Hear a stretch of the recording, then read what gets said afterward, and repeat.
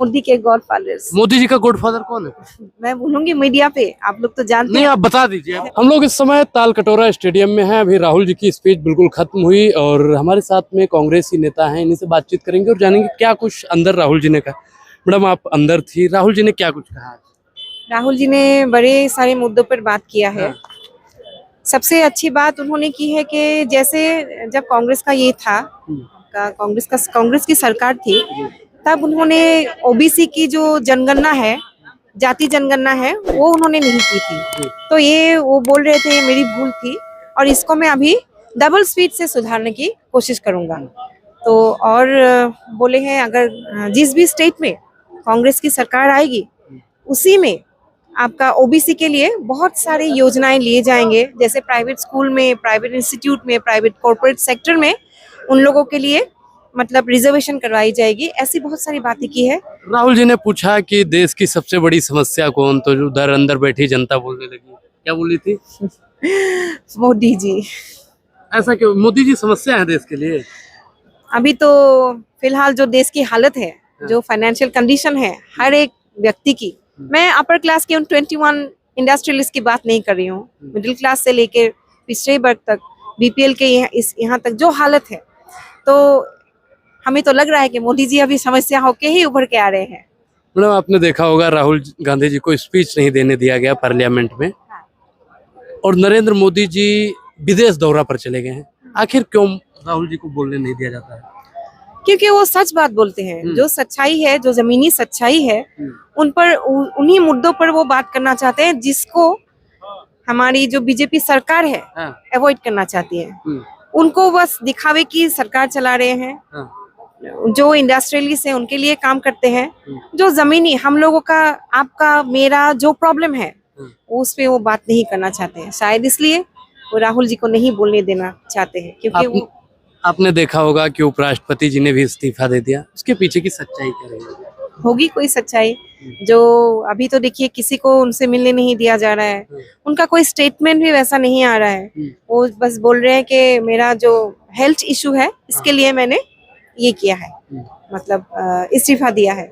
लेकिन हम लोग जानते हैं दाल में जरूर कुछ काला तो है। दाल में कुछ हाँ, राहुल जी अंदर कुछ नहीं बोले उस पर आज बात नहीं हुई, क्योंकि ये सम्मेलन ओबीसी के को लेके था। तो इसीलिए शायद उन्होंने इस मुद्दे पर बात नहीं की। और लेकिन क्या कुछ अंदर बात हुई? और बात हुई, जैसे उन्होंने बोला है जिस भी स्टेट में ओबीसी सरकार आएगी वहीं पे ओबीसी के लिए जो उनका जो जनगणना है वो होगा, पहली बात। और दूसरी बात है, एक बात बहुत अच्छी बात कही है कि देश की जो उत्पादक शक्ति है वो ये ओबीसी है, एसटी है, एससी है, दलित है, उन्हीं से देश की उत्पादक शक्ति है। लेकिन वो उस शक्ति को हमारे देश में जो सम्मान मिलना चाहिए वो नहीं मिल रहा है। तो इन्हीं के लिए वो लड़ेंगे, इन्हीं के लिए वो लड़ेंगे और हर जो भी स्टेट में कांग्रेस की सरकार आएगी वो सम्मान ओबीसी को दिया जाएगा। खड़गे जी भी अंदर बोल रहे थे। खड़गे जी का आज क्या स्पीच थी, क्या कुछ? खड़गे जी तो वही उन्हीं मुद्दों पर बात हुई, ओबीसी के मुद्दों पर बात हुई। उन्होंने आंकड़ों के लेके बात किया है, कैसे मतलब ओबीसी को दबाया जा रहा है, उनकी आवाज को दबाया जा रहा है, उनके सम्मान को कैसे कुचला जा रहा है, इसी के ऊपर बात। मोदी जी का कोई काम मैडम जो आपको पसंद हो? देखिए, जब मोदी जी आए थे तो जैसे होता है ना, पिक्चर आती है, हिट हो जाती है, फिर बाद में घर में जाके सोचते हैं ये क्या पिक्चर देख लिया हमने। मुझे तो ऐसा कुछ नहीं लगता है। पहले होता है सुपर हिट है, दिखाते हैं सुपर हिट है, जैसे डिमोनेटाइजेशन कर लिया, बहुत कुछ कर लिया, तो ऐसा लग रहा है जैसे कोई धमाका दे दिया, सुपर हिट हो गया। फिर उसके बाद घर जो परेशानियां हमको लेनी पड़ती है, उसकी वजह से हम सोच रहे हैं क्या काम कर दिया। आज महिलाएं मोदी जी को लेकर क्या सोचती हैं?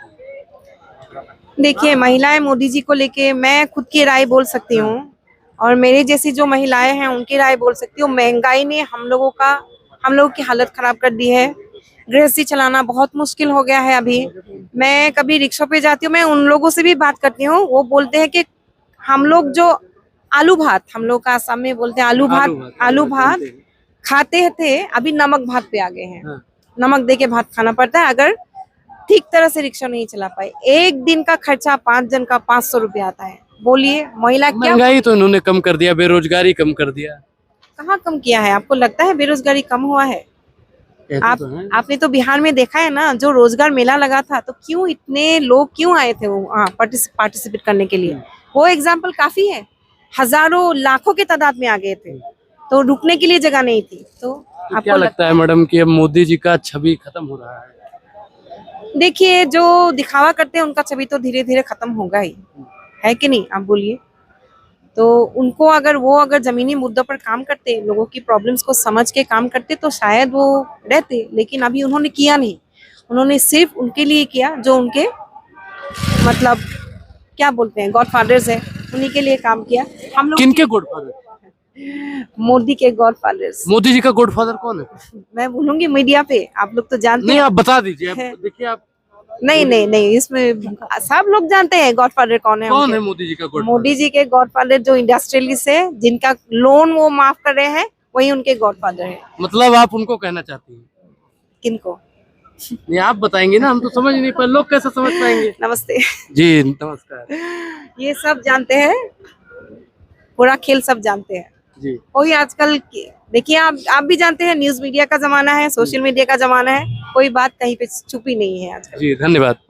मोदी जी का गॉडफादर कौन है, आप लोग मुझे जरूर बताइए। बाकी हम लोग ताल कटोरा स्टेडियम में हैं, यहाँ की खबरें लगातार आप तक पहुँच रही है। बहुत बहुत धन्यवाद।